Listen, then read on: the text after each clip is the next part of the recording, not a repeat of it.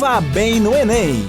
E aí, galera, voltando com o programa Vá Bem no Enem, parceria do Sistema Serve com a TV Cidade Verde, beleza? Estávamos falando de redação, não é isso? Que dicas, hein? Muita informação importante para você, mas agora é o momento, senta aí direitinho, preste atenção. Vamos lá, galera, os possíveis temas do Enem 2019 com a professora Patrícia. E aí, galera, olha só, eu sei que a ansiedade é muito grande, né, para saber quais as possibilidades para o tema, né, a proposta da ação do Enem. Bem, não há como adivinhar, porém, a proposta da ação do Enem, ela é baseada em eixos temáticos. E assim, eu organizei essas dicas para vocês, a partir de eixos temáticos. Por exemplo, olha só, fique ligadinho aí, vejam o eixo temático 1. Eixo temático 1, super provável, a questão ambiental. Então, o assunto meio ambiente, ele pode ser cobrado. E ele pode ser cobrado por meio de várias propostas, né, de vários problemas. Por exemplo, a questão do lixo. A respeito disso, resíduos sólidos e responsabilidade social. A questão da reciclagem, da lei, né, de proibição do uso de canudos no Brasil é uma forte possibilidade.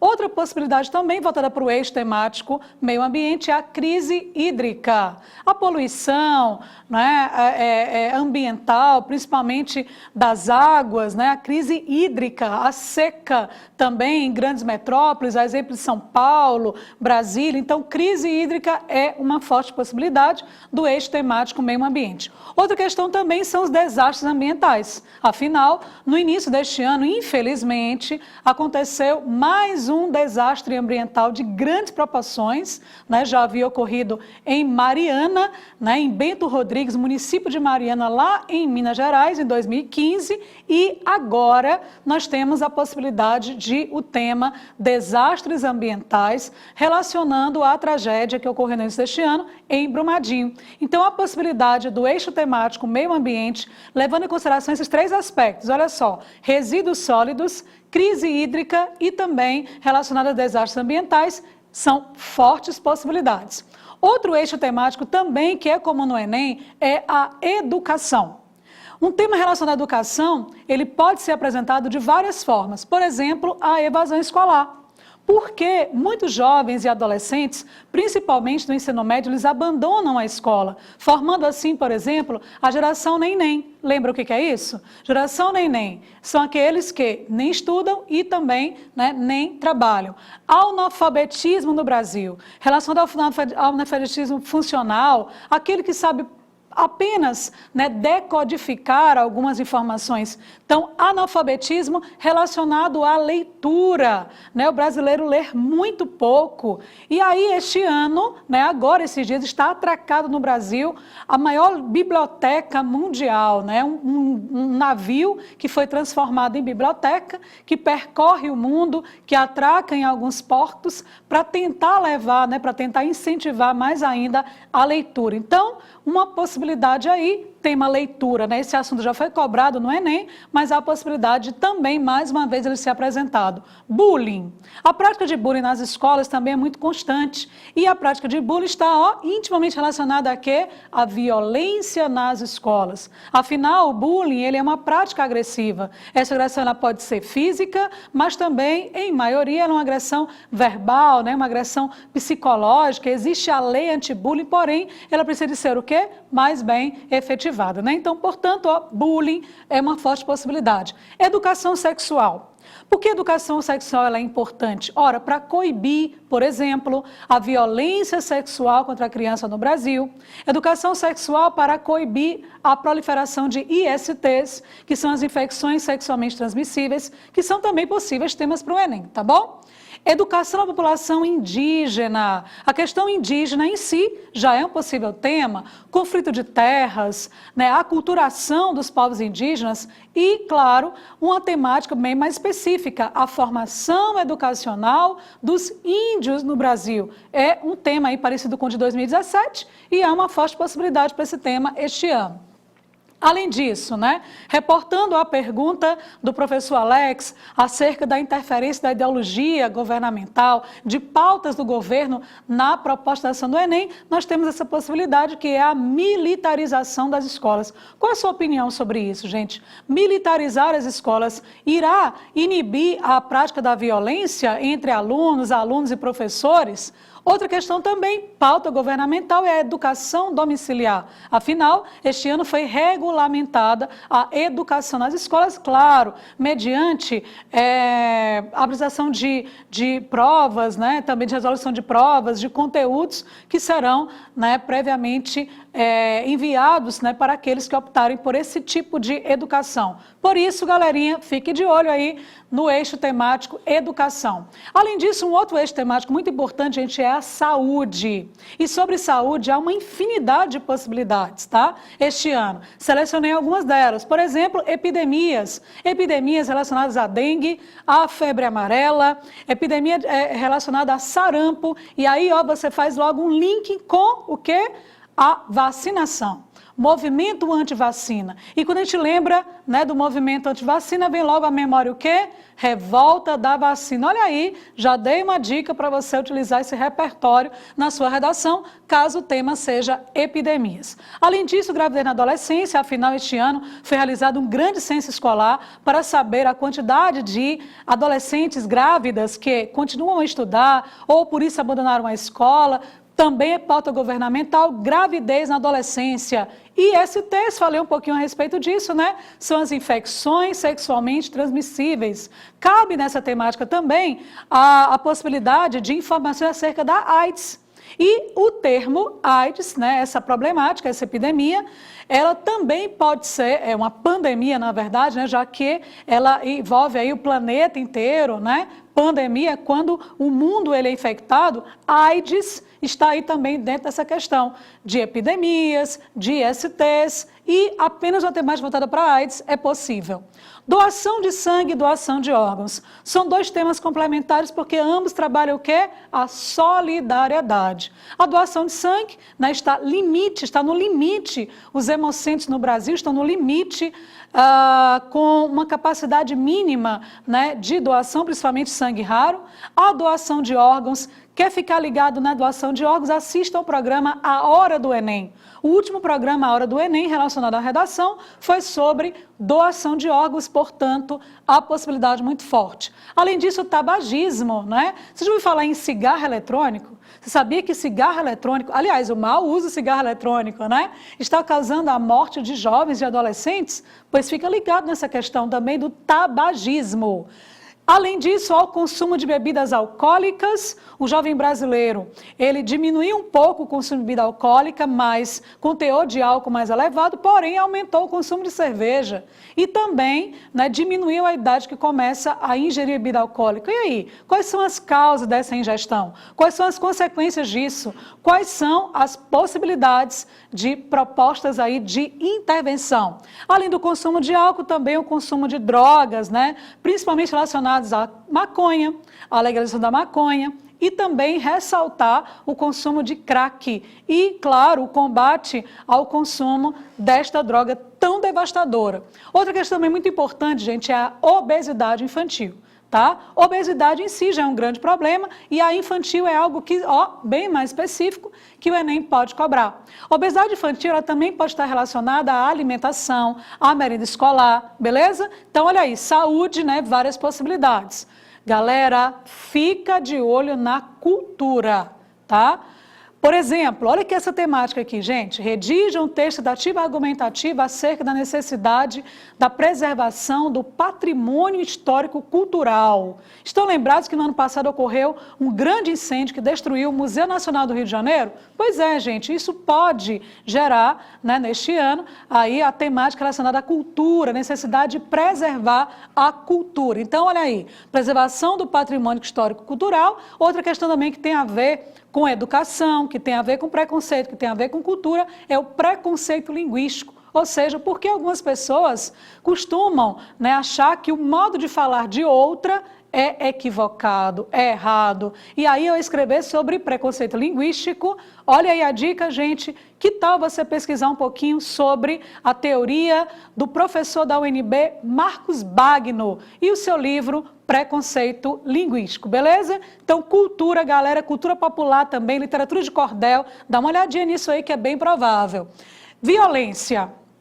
Existem várias possibilidades relacionadas ao eixo temático violência. A que eu mais aposto, gente, é a violência infantil. Pedofilia, violência sexual infantil. É muito provável. Recentemente, a ministra, da Mulher, do Ministério da Mulher, dos Direitos Humanos, Damares, ela lançou um projeto denominado de Abraça Marajó. Por quê? Porque a ilha de Marajó e a região, ela é a que tem o maior índice de violência sexual contra a criança no Brasil. Esse índice já é elevado e naquela região mais elevado ainda. A violência urbana, lembre-se do projeto de militarizar mais ainda aquelas áreas que são mais propensas à violência urbana. Lembre-se também do mapa da violência, dos dados relacionados ao homicídio, ao número de assassinatos no Brasil, as cidades mais violentas, a região norte, a região nordeste também, existe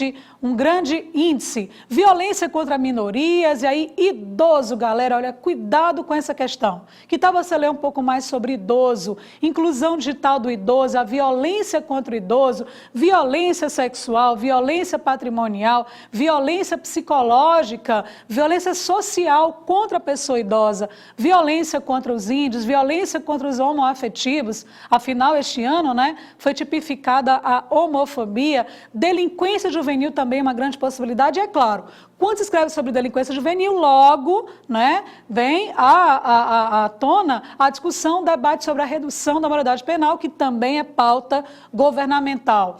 Violência nas escolas, há pouco falei a respeito disso, Massacre em Realengo, Rio de Janeiro, recentemente, aliás, no início deste ano, o massacre lá em Suzano, em São Paulo. E para concluir, gente, violência no trânsito, tá bom? Então, sobre violência, ficam aí essas dicas para vocês. E por último, nós temos aqui o último eixo temático, que é trabalho. O que o Enem pode cobrar sobre trabalho? Ora, há pouco eu falei da temática cobrada na PPL em CCJ.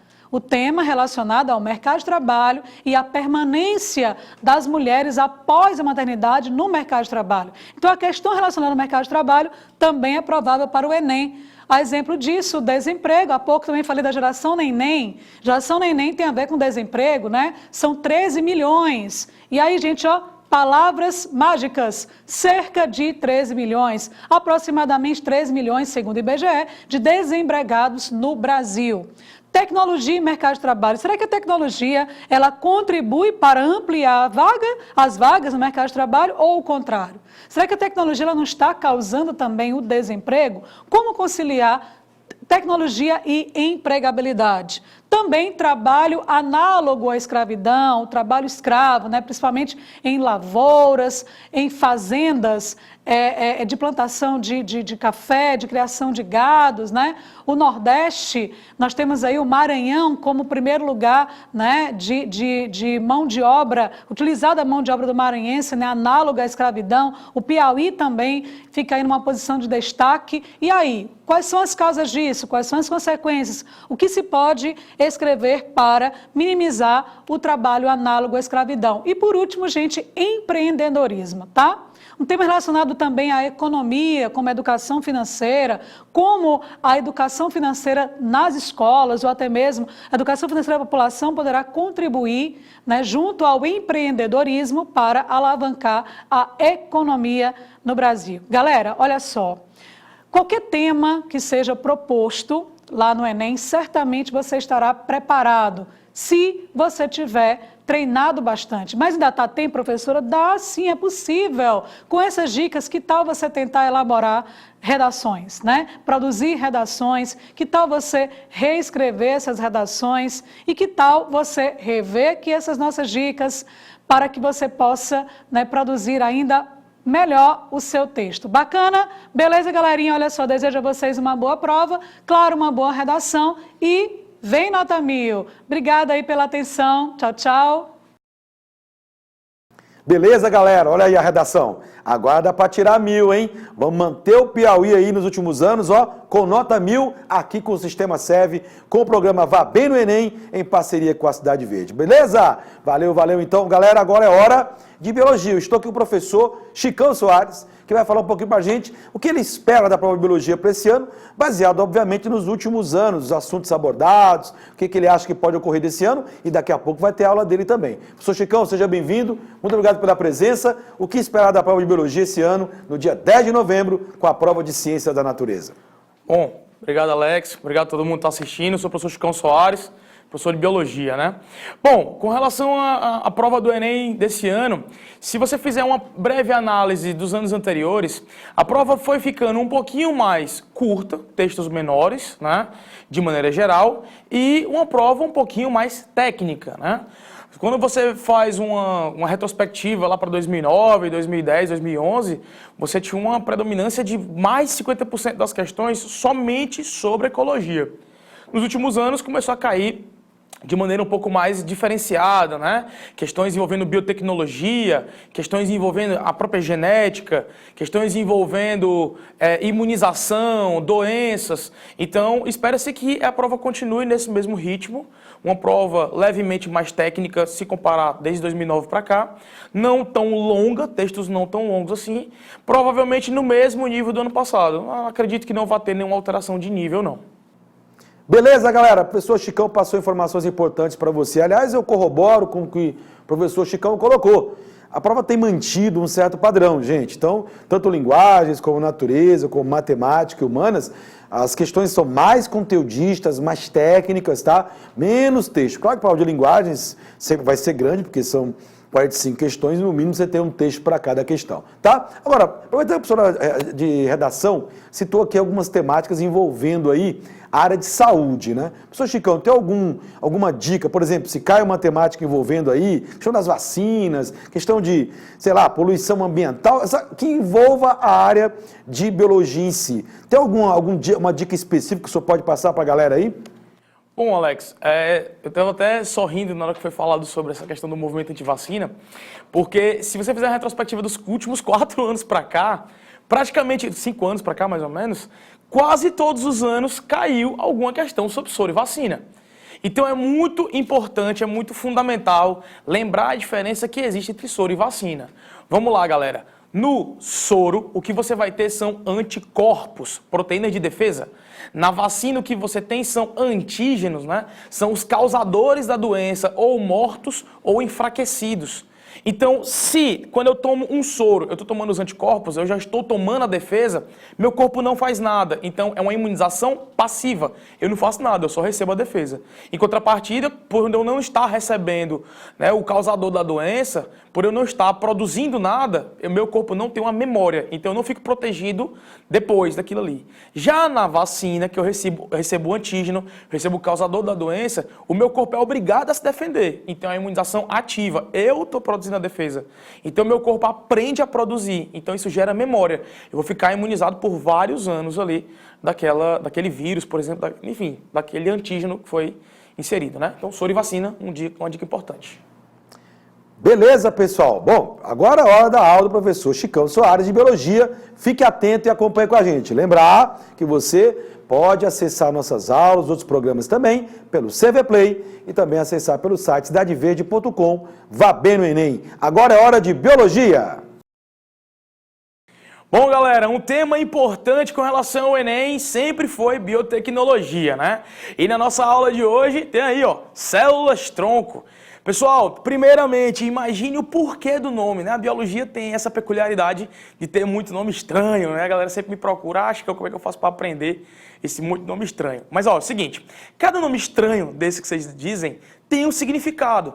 De tanto nome que tem disponível no mundo, por que colocaram logo célula-tronco?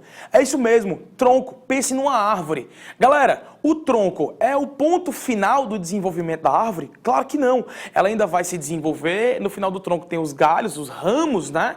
E cada ramo vai para um lado diferente. Então, o que é uma célula-tronco? Nada mais é do que uma célula que ainda não terminou o seu desenvolvimento.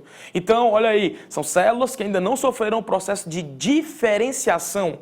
Diferenciação ou especialização, tanto faz. Ou elas não sofreram de jeito nenhum, ou elas não desenvolveram completamente. Elas ainda vão passar, ainda vão terminar o processo de diferenciação, ainda vão formar as células mais específicas. Resumindo, são células inespecíficas que, além de tudo, apresentam uma alta capacidade mitótica. O que é isso? Elas fazem muita mitose, elas têm a capacidade de se dividir bastante, de formar várias outras células. E para que a gente queria, para que a gente precisa, né, de uma célula que ainda não terminou o seu processo de diferenciação, ainda não é a célula especializada, com grande capacidade de divisão? Bom, pensando nisso, o ser humano acabou fazendo o quê? Cara, se eu estou precisando de células e meu corpo não está conseguindo produzir, eu vou usar uma célula que ainda vai passar por esse processo, que vai se dividir bastante e vai ocupar o espaço lesionado. Como, volto a dizer, sendo bem incisivo mesmo, o processo de diferenciação ainda não aconteceu, é uma célula como se fosse um quadro em branco, que ainda vai ser pintado. E tem uma célula que pode formar um neurônio, é uma célula que pode formar um tecido muscular cardíaco, não uma célula muscular cardíaca. Lembrando que neurônios não se dividem o suficiente para uma regeneração. Célula muscular cardíaca não se divide o suficiente para uma regeneração no coração. Então, se eu tenho uma lesão cardíaca, eu posso usar uma célula dessa, que ainda vai sofrer a diferenciação, ainda pode formar uma célula cardíaca e vai se dividir bastante, né? Então tá aí. A diferenciação é um processo que vai gerar células adultas especializadas. É uma célula inespecífica que vai formar uma célula específica. Tá bom? Olha aí essa imagenzinha, né? Você tem ao centro as células tronco, veja que elas não têm formato específico, mas elas podem sofrer processo de diferenciação, formando uma célula muscular, como eu acabei de citar para vocês, uma célula sanguínea, uma célula nervosa que é ultra especializada, toda estrelada, né, o neurônio, uma célula cardíaca que também é muscular, mas ela tem um formatinho diferente, células do fígado, os hepatócitos, célula do intestino, né? Então ela vai sofrer esse processo ainda. Lembrando para vocês que existem dois tipos básicos de células-tronco. As células-tronco embrionárias, né, CTE, e as células-tronco adultas, CTA. Pare e pense, qual seria a diferença entre uma célula-tronco embrionária e uma célula-tronco adulta? Quem seria mais jovem, por assim dizer? Uma célula-tronco embrionária, claro. Então a célula-tronco embrionária é a menos diferenciada de todas. A célula-tronco adulta sofreu um processo de pré-diferenciação e parou. Ou seja, as duas são capazes de fazer a diferenciação ainda. A embrionária vai ser mais capaz. E é por isso que elas recebem uma outra denominação. A célula-tronco embrionária também é chamada de pluripotente, dizendo que ela pode formar uma diversidade muito grande de células. E as células-tronco adultas são multipotentes. Elas podem formar uma diversidade já menor, porque elas já sofreram um pré-processo de diferenciação, né? Então tá aí. Onde é que você encontra a célula-tronco adulta? No fígado, na derme, nos dentes de leite, naquela dentição primária, no cordão umbilical e em várias outras regiões, tá bom? Qual é o problema? A célula-tronco adulta ela já não serve para formar tudo. E a célula-tronco embrionária? A célula-tronco embrionária é célula de embrião, a gente não pode manipular células embrionárias, né? As leis de bioética não permitem que isso aconteça. Ou seja, você tem célula-tronco adulta, mas não serve para tudo. Aqui você quer célula-tronco embrionária, mas não pode. Então a gente fica, Chicão, é tão legal célula-tronco que a gente não pode usar. E aí, o que fazer? O que fazer é, então, conseguir uma célula-tronco pluripotente, certo? Que não seja embrionária. Como é que isso foi desenvolvido? Uma dica para vocês, novidade, célula-tronco pluripotente induzida. Pluripotente é o quê? Embrionária. Não pode mexer com célula embrionária. Mas a gente tem célula-tronco adulta. O que a galera descobriu? Que a gente pode pegar uma célula-tronco adulta, que é uma célula-tronco somática, modificar 4 genes dela, certo? E ela vai ser induzida a voltar a se comportar como célula-tronco pluripotente. Ou seja, é como se eu estivesse fazendo uma desdiferenciação de multipotente para pluripotente. Ou seja, agora eu consigo uma célula-tronco pluripotente sem precisar mexer com um embrião. Ó que massa. Não precisa saber quem são esses 4 genes, fiquem tranquilos. Só saber que eu estou mexendo com a programação da célula. A célula que é tronco adulta já foi embrionária, então ela já tem informação genética. A gente só precisa acessar essa informação genética. Beleza? E aí, finalizando, só uma questãozinha rapidinha para vocês aqui, né? Então, você tem aí o texto da questão falando que os epitélios, né, intestinais, dentre outros, são tecidos específicos. E aqui eu tenho uma ordem de diferenciação, né? Célula-tronco hematopoiética, ela é da medula óssea vermelha, né? É uma célula-tronco que vai formar componentes sanguíneos, ok? são células formadoras de várias outras colônias, várias outras células, até chegar na célula adulta. Mas enfim, vamos para frente, né? Letra A.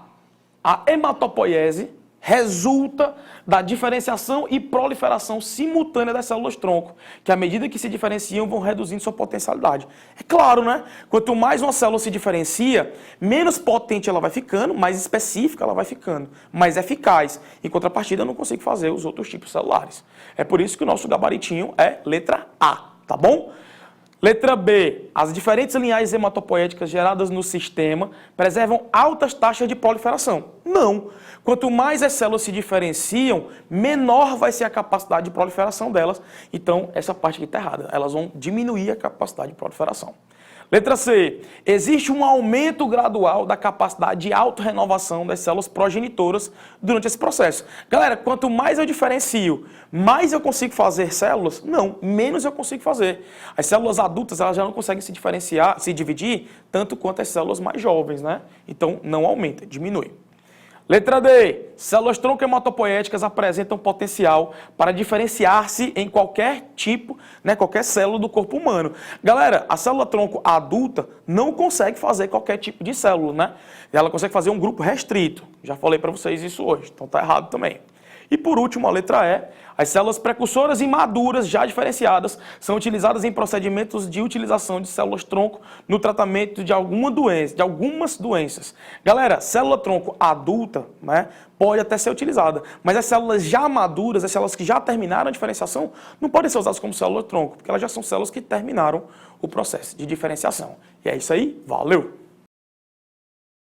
E aí, galera, beleza? Show de biologia para você aí, tá vendo? Ainda fez um link aí com assuntos que você pode usar lá na redação, né? Quem sabe, né? Você tem que usar o conhecimento para poder desmembrar lá no desenvolvimento da sua prova. Olha, lembrar que você pode acompanhar aí nosso programa e também os outros programas, tá? Calma, tem mais ainda, não acabou não. E domingo que vem também tem, hein, tá? CV Play ou cidadeverde.com/vabem no Enem. Beleza, galera? Ó, vamos pro intervalo. Já já a gente volta, tem mais para você. Vá bem no Enem!